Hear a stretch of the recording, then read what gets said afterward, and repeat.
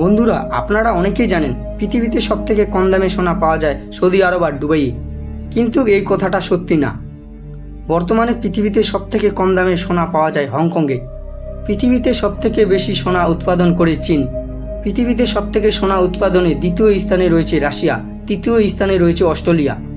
বর্তমানে পৃথিবীতে সবথেকে রিজার্ভ করে রেখেছে সোনা আমেরিকা।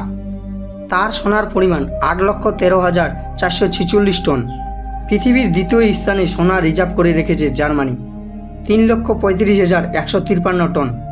তারপরে ইটালি 2,45,184 টন। তারপরে রয়েছে ফ্রান্স 2,45,700 টন। রাশিয়ার কাছে সোনা রিজার্ভ রয়েছে 2,33,274 টন। চীন দেশে রয়েছে 2,19,153 টন। সুইজারল্যান্ডে রয়েছে 1,04,000 টন। জাপানে আছে 84,597 টন। আমাদের দেশে ভারতবর্ষে মোট সোনা রিজার্ভ করে রেখেছে 80,078 টন। তারপরে রয়েছে নেদারল্যান্ড, তাদের কাছে সোনার পরিমাণ আছে 61,245 টন।